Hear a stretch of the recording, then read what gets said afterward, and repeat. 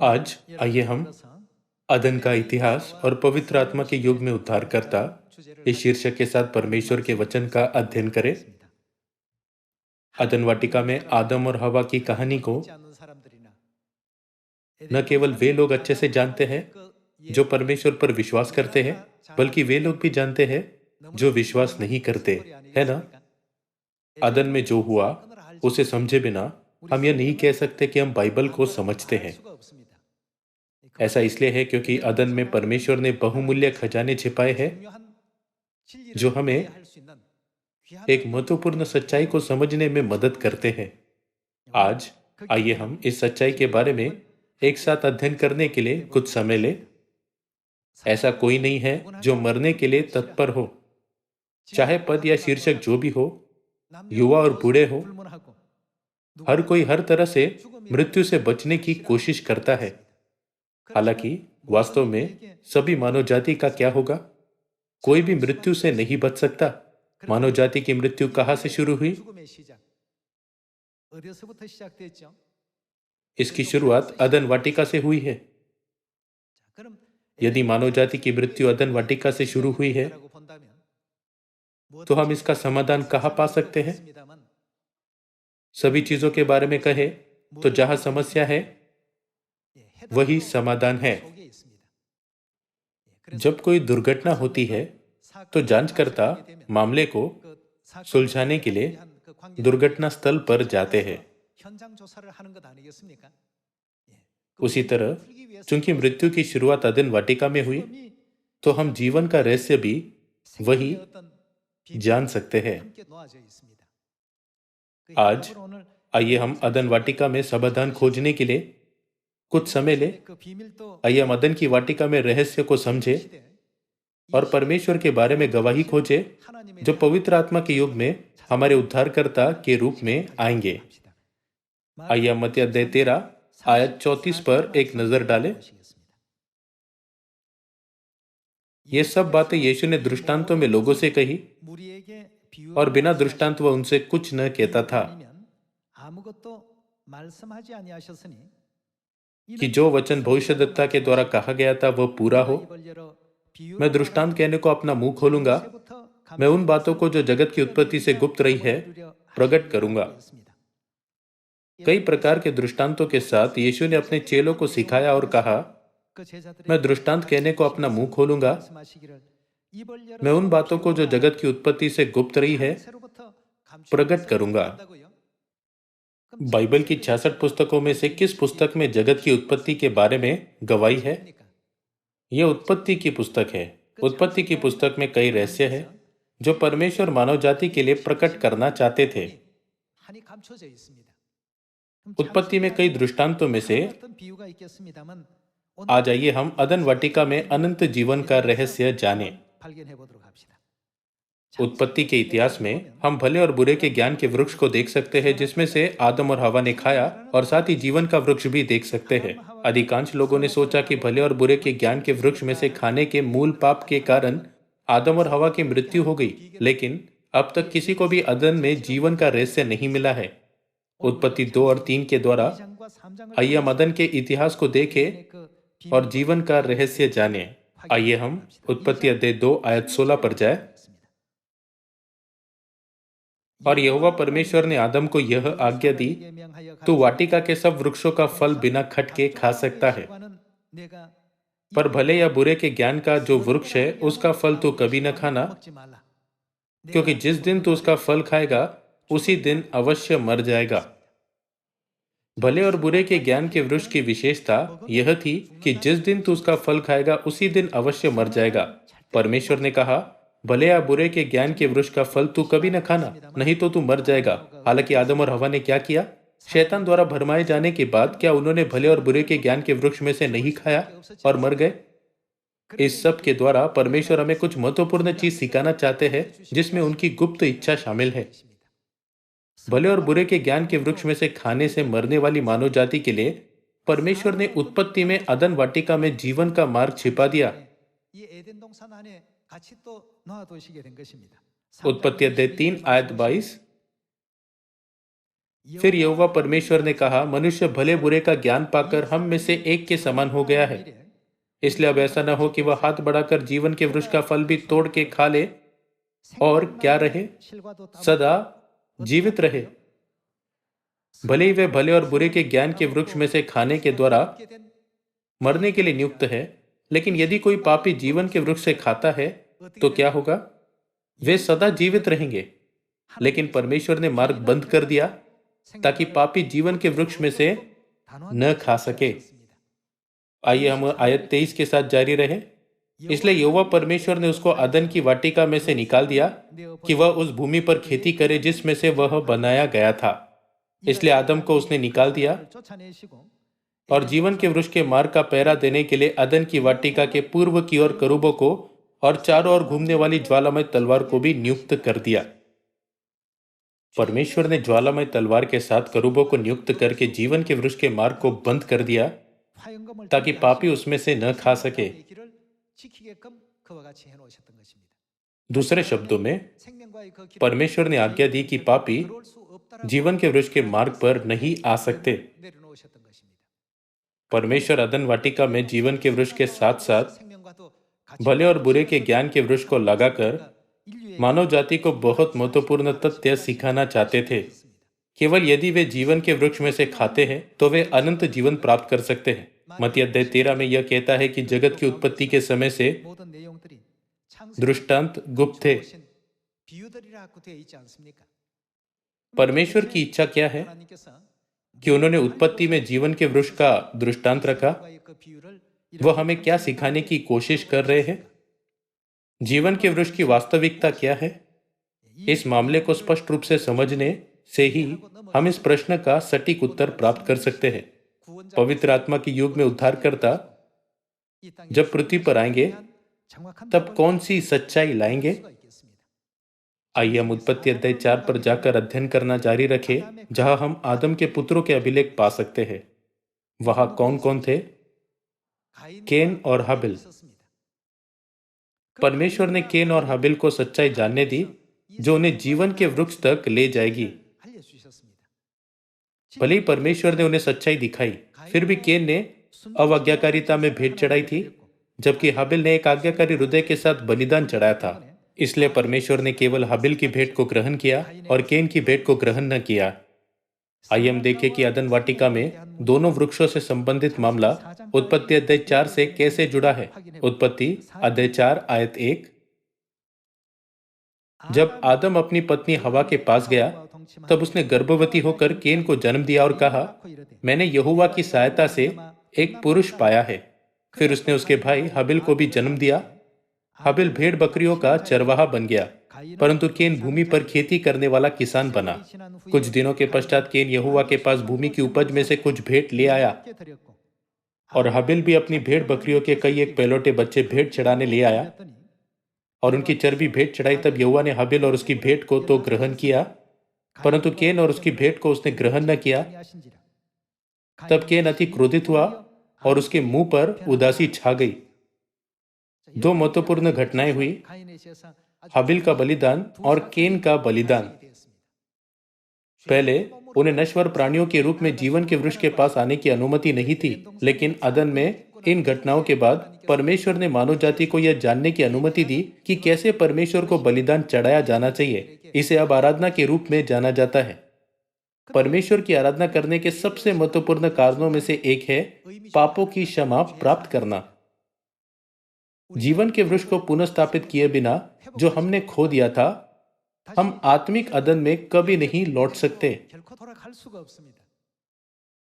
दूसरे शब्दों में, यदि हम आत्मिक अदन अपने अनंत स्वर्गीय घर में लौटना चाहते हैं, तो क्या हमें पहले पापों की क्षमा प्राप्त नहीं करनी चाहिए?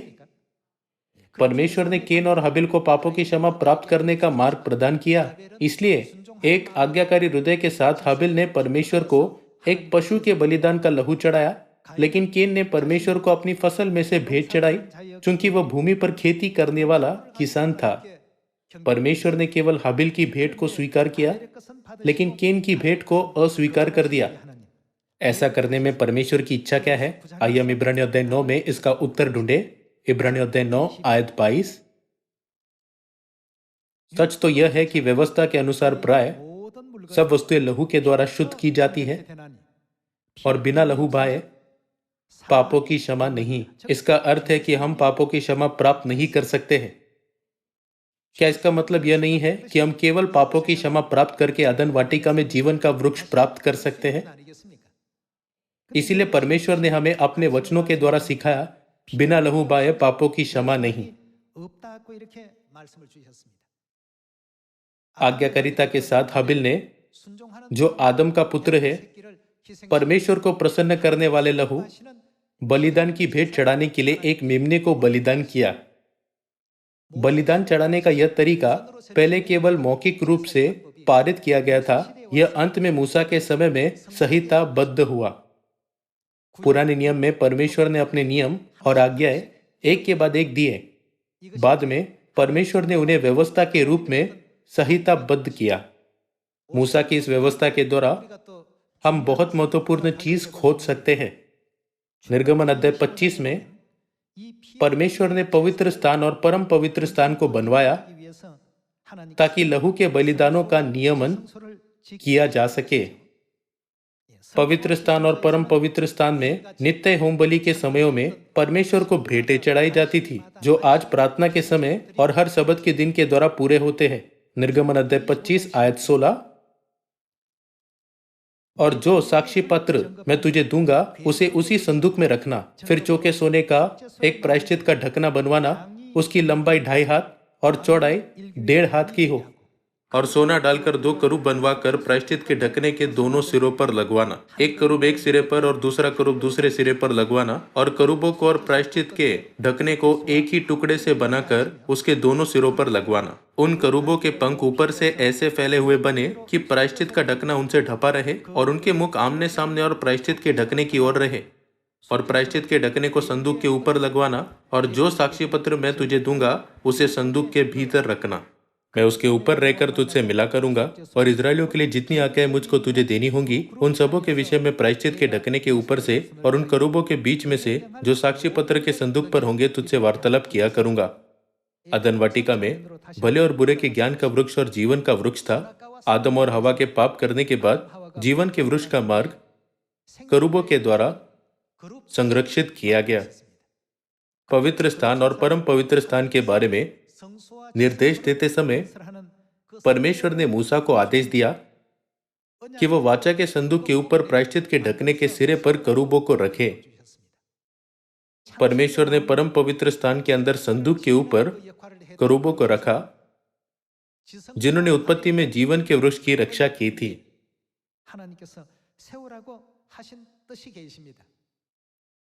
जैसे उत्पत्ति की पुस्तक में दिखाया गया है, करूबों की भूमिका जीवन के वृक्ष की रक्षा करना था। परमेश्वर ने मूसा को करूबों को कहाँ रखने के लिए कहा था? परमेश्वर ने उसे परम पवित्र स्थान में वाचा के संदूक के ऊपर रखने के लिए कहा। चूंकि 2 करूब संदूक की देखरेख कर रहे हैं, तो हम समझ सकते हैं कि वाचा का संदूक किसे दर्शाता है। वह जीवन का वृक्ष है। हम स्पष्ट रूप से समझ सकते हैं कि वाचा का संदूक जो करूबों द्वारा संरक्षित था, अदन वाटिका में क्या है? वह जीवन का वृक्ष है। फिर वाचा के संदूक के अंदर क्या रखा गया था? आइए हम इब्रानियों अध्याय 9 आयत 1 देखें। उस पहली वाचा में भी सेवा के नियम थे, और ऐसा पवित्र स्थान था जो इस जगत का था, क्योंकि एक तंबू बनाया गया।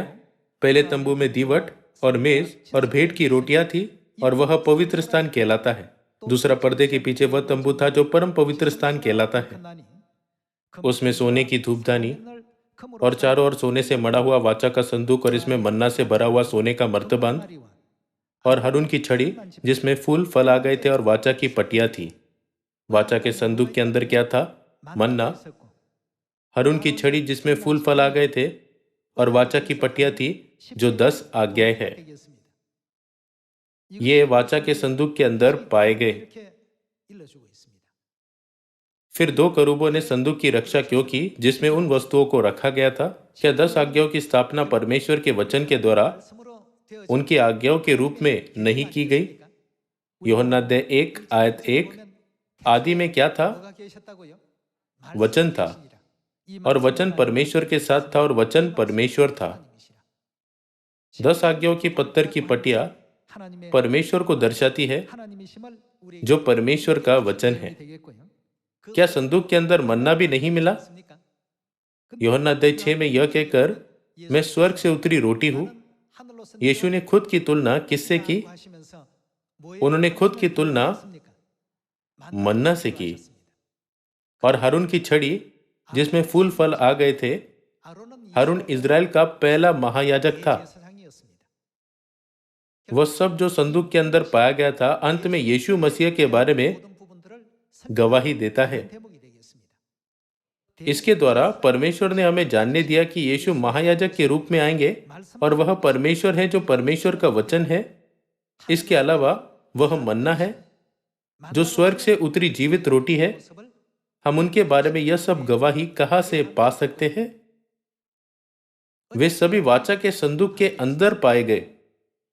जीवन का वृक्ष जो करूबों के द्वारा संरक्षित वाचा के संदूक के अंदर था, यीशु मसीह को दर्शाता है।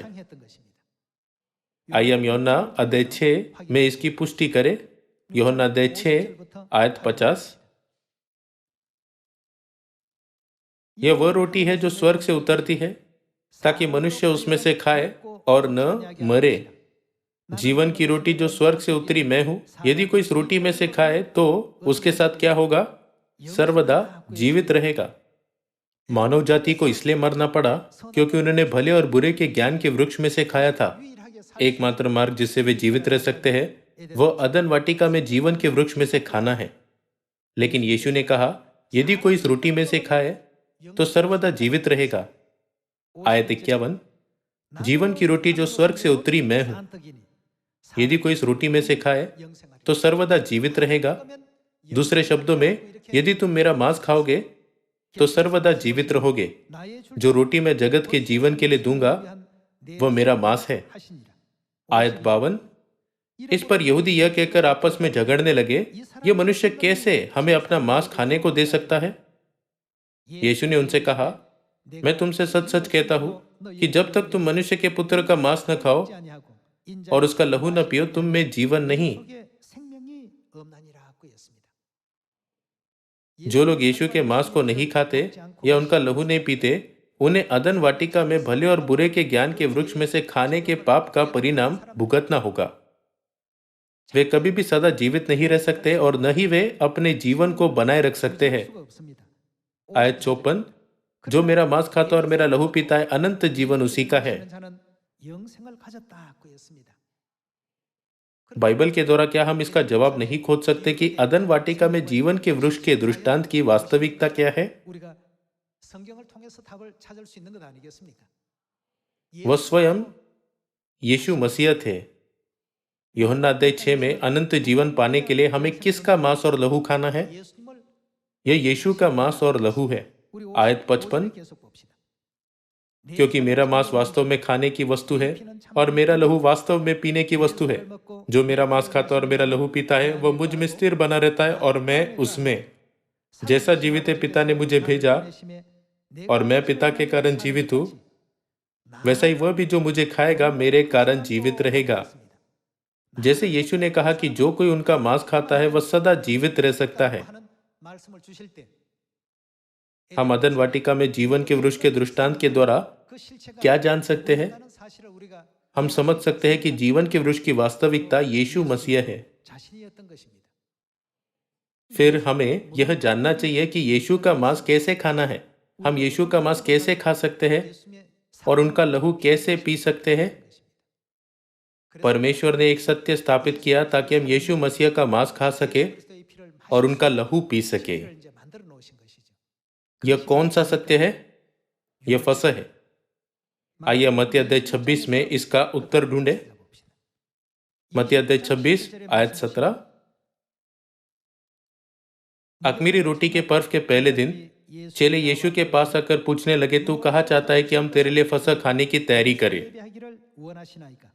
उसने कहा, नगर में अमुक व्यक्ति के पास जाकर उससे कहो, गुरु कहता है कि मेरा समय निकट है, मैं अपने चेलों के साथ तेरे यहाँ पर मनाऊंगा।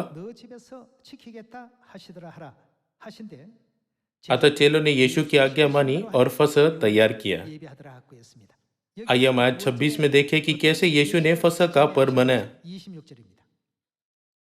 जब वे खा रहे थे तो यीशु ने रोटी ली और आशीष मांगकर तोड़ी और चेलों को देकर कहा, लो खाओ, यह मेरी देह है।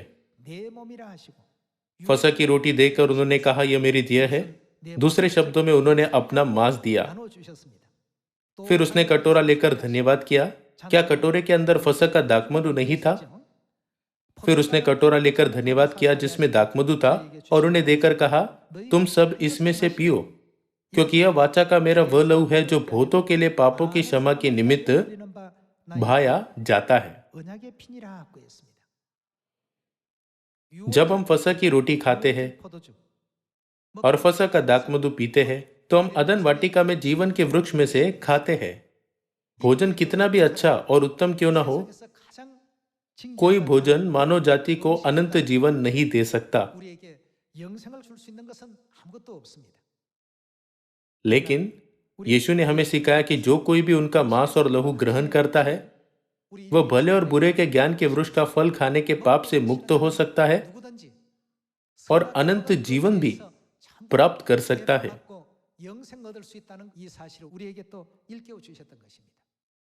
पापों की क्षमा के बिना क्या कोई जीवन के वृक्ष में से खा सकता है? कभी नहीं।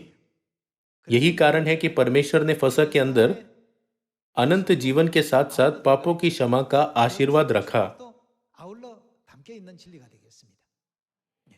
यह वास्तव में दुर्भाग्यपूर्ण है कि आजकल चर्च जीवन का सत्य नहीं मनाते।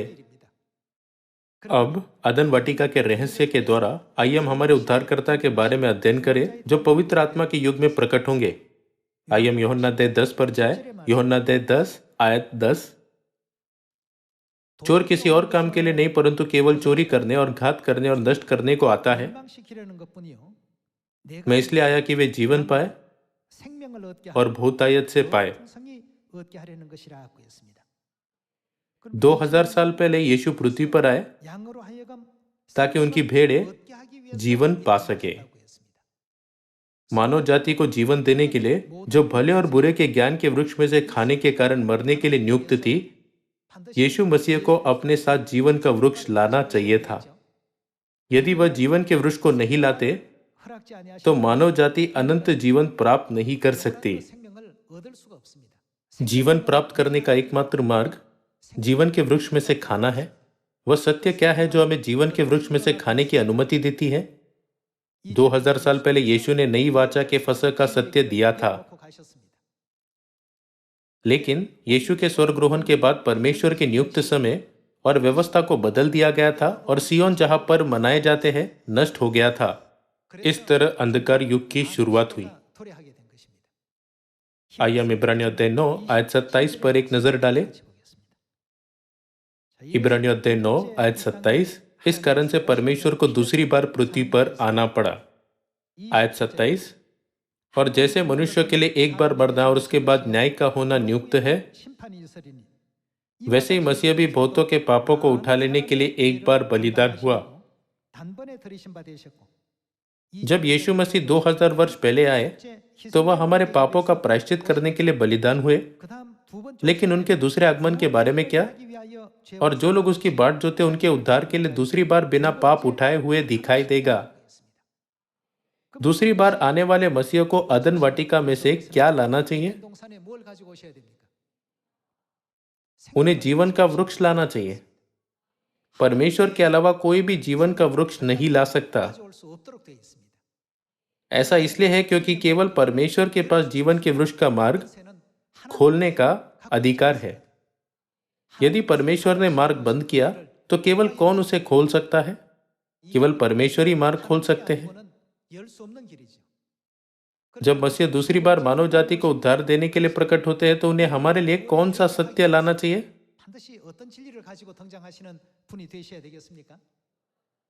यदि कोई है जो अनंत जीवन में हमारी अगुवाई करते हुए मानव जाति के लिए नई वाचा फसह के सत्य की घोषणा करता है तो वह कौन है? वह दूसरी बार आने वाले मसीह होने चाहिए जो हमें बचाने के लिए आए हैं। वह हमारे परमेश्वर होने चाहिए जो पवित्र आत्मा के युग में मानव जाति को बचाने के लिए प्रकट हुए हैं। वह वही है जो प्रकाशित वाक्य अध्याय 3 आयत 12 में नए नाम के साथ प्रकट होते हैं। यह केवल इब्रानियों की पुस्तक में दर्ज नहीं है, लेकिन नबी यशायाह ने भी लगभग 2700 साल पहले इस मामले के बारे में बात की थी। यशायाह अध्याय 25 आयत 6। सेनाओं का यहोवा इसी पर्वत पर सब देशों के लोगों के लिए ऐसा भोज तैयार करेगा जिसमें भांति भांति का चिकना भोजन और नितरा हुआ दाखमधु होगा, उत्तम से उत्तम चिकना भोजन और बहुत ही नितरा हुआ दाखमधु होगा। नितरा हुआ दाखमधु का अर्थ क्या है? यीशु के स्वर्गरोहण के बाद 325 ईस्वी में निकिया की परिषद के द्वारा फसह मिटा दिया गया था। 1600 वर्षों का लंबा समय बीत जाने के बाद आखिरकार वह इस युग में पुनर्स्थापित किया गया। इसी कारण बाइबल इसे नितरा हुआ दाखमधु कहती है। आयत 7। और जो पर्दा सब देशों के लोगों पर पड़ा है, जो घूंघट सब जातियों पर लटका हुआ है, उसे वह इसी पर्वत पर नष्ट करेगा। वह मृत्यु का सदा के लिए नाश करेगा। दूसरे शब्दों में क्या इसका मतलब यह नहीं है कि वह हमें अनंत जीवन देंगे? फसह एकमात्र सत्य है जो दाखमधु के द्वारा मृत्यु का सदा के लिए नाश करने की प्रतिज्ञा करता है। फिर से आयत 8 देखें। वह मृत्यु का सदा के लिए नाश करेगा और प्रभु यहोवा सबों के मुख पर से आंसू पोंछ डालेगा और अपनी प्रजा की नामधराई सारी पृथ्वी पर से दूर करेगा, क्योंकि यहोवा ने ऐसा ही कहा है। उस समय यह कहा जाएगा, वह कौन है जो दाखमधु के द्वारा मृत्यु का सदा के लिए नाश करेंगे? देखो, हमारा परमेश्वर यही है। हम इसी की बाट जोते आए हैं कि वह हमारा उद्धार करे। यहोवा यही है, हम उसकी बाट जोते आए हैं। हमारा उद्धार दूसरों को नहीं छोड़ना चाहिए। वह एकमात्र जो हमें भले और बुरे के ज्ञान के वृक्ष में से खाने के पाप से छुटकारा दिलाते हैं और हमें फसह के नितरे हुए दाखमधु के द्वारा जीवन के वृक्ष में से खाने के लिए मार्गदर्शन करते हैं, जो जीवन देने वाला सत्य है, वह हमारे परमेश्वर है।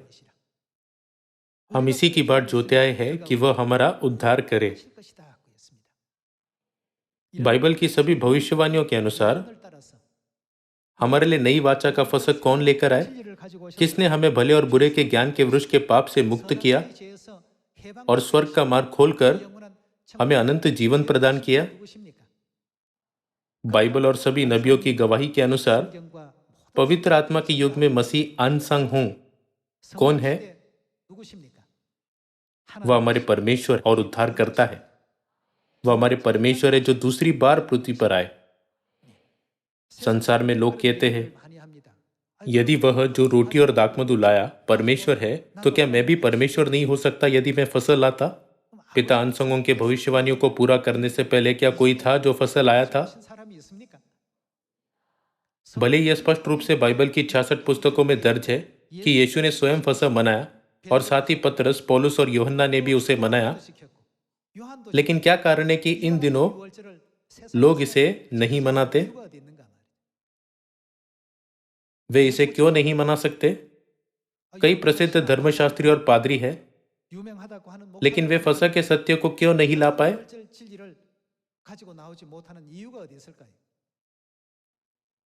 ऐसा इसलिए है क्योंकि वे परमेश्वर नहीं हैं। केवल कौन इस काम को कर सकता है? क्योंकि परमेश्वर ने जीवन के वृक्ष के मार्ग को बंद किया था, इसलिए वह जो मार्ग को खोल सकते हैं केवल अकेले परमेश्वर है। अपने पहले आगमन पर यीशु ने नई वाचा के फसह का सत्य दिया था। यदि परमेश्वर दूसरी बार पृथ्वी पर नहीं आते, तो सत्य और नियमों को जिसे रौंदा गया था किसी और के द्वारा बहाल नहीं किया जा सकता है। इसी कारण परमेश्वर शरीर में आए और हमारे संग रहे, ताकि वह हमारे लिए मार्ग खोल सके और फसह का सत्य घोषित कर सके। सभी लोगों, जैसे यशायाह अध्याय 25 और इब्रानियों अध्याय 9 में उल्लेख किया गया है, हमें याद रखना चाहिए कि मसीह को उन लोगों के उद्धार के लिए दूसरी बार आना है जो उनकी बाट जोते हैं। स्वर्गीय पिता मसीह अनसंग हूं अदन वाटिका में जीवन के वृक्ष की वास्तविकता के रूप में पृथ्वी पर आए और हमारी स्वर्गीय माता भविष्यवाणी के अनुसार मेमने की दुल्हन के रूप में पृथ्वी पर आई, यह आशा करते हुए कि सियोन में हमारे सभी परिवार के सदस्य अपने पूरे दिल और आत्मा के साथ पिता और माता के पास आएंगे, मैं आज के उपदेश को समाप्त करना चाहूंगा। आपका बहुत बहुत धन्यवाद।